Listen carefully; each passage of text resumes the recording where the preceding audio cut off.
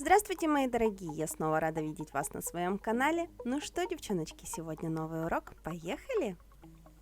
Итак, сегодня вернулась клиентка, на которой мы делали чистый гель-лак. Как вы знаете, с базами от гель-лака я практически не работаю. Я работаю в основном с моделирующими гелями. Но у меня была попытка, и, кстати, довольно-таки удачная, поработать именно с гель-лаком. И сегодня мы эту попытку повторим.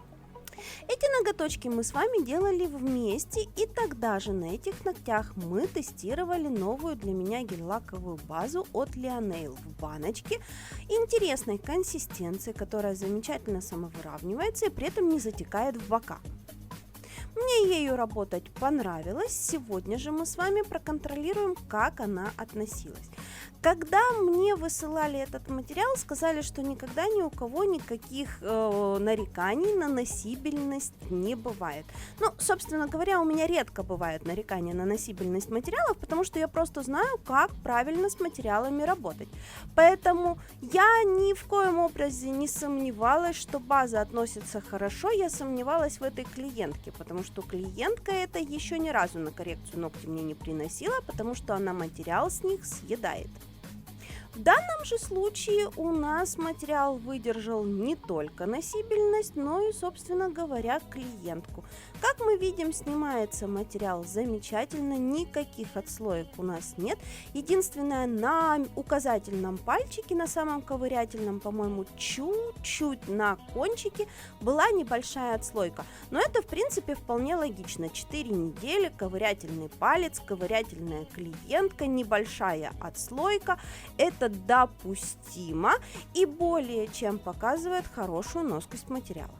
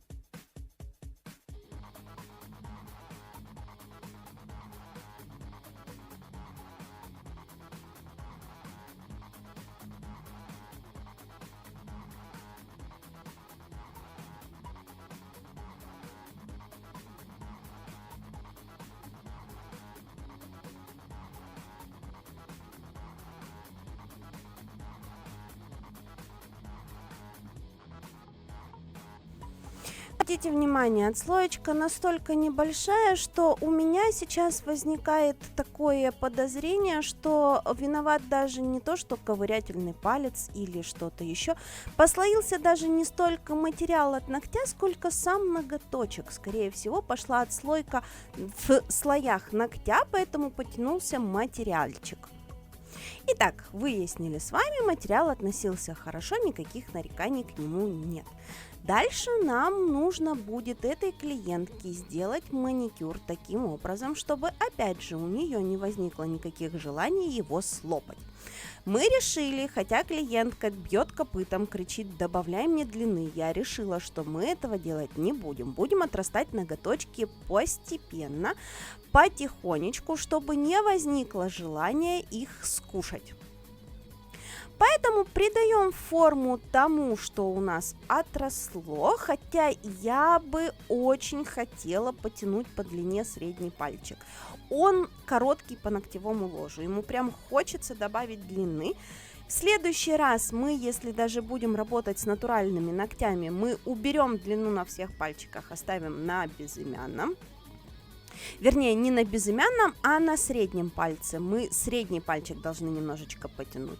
Ну и далее мы берем ту же самую базу, мы берем тот же самый материал и заново делаем архитектуру ногтям.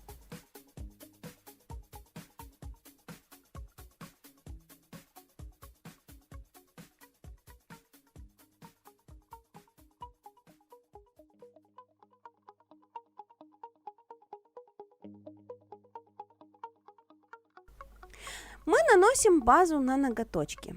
Первый слой я очень настоятельно рекомендую вам делать втирающими движениями и обязательно просушивать, потому что именно этот слой обеспечит вам сцепление материала с ногтевой пластины, и даже на самых капризных руках у вас всегда материал будет стоять идеально. Вторым же слоем наносим выравнивающий слой, но не сильно-то стараемся его разбликовать, потому что дальше у нас будет еще дизайн, у нас будет еще очень много чего интересного, и поэтому окончательное выравнивание я буду делать на этапе финишного покрытия.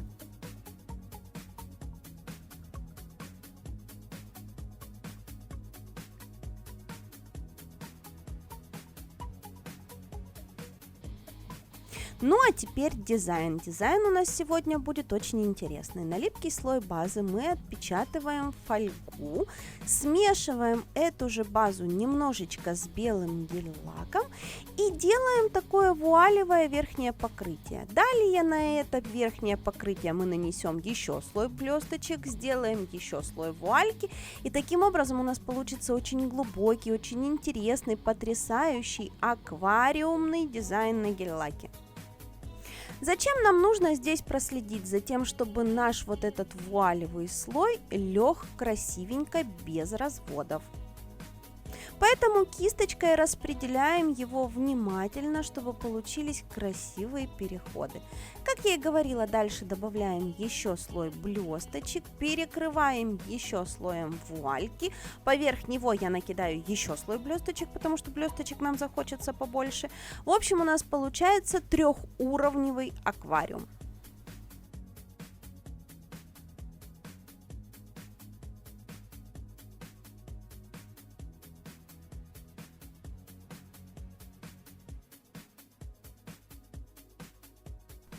Остальные ноготочки мы перекрыли вот таким вот красивым серым оттенком. И теперь нам осталось добавить роспись на наши основные ногти. В качестве росписи белой гель-красочкой вырисовываем такие себе ромашечные неромашки. Очень простой элемент, очень красиво смотрится, очень кружевно, очень нежно, поэтому обратите на него внимание и обязательно запомните, потому что этот элемент может спасти вас в какой-нибудь непонятной ситуации.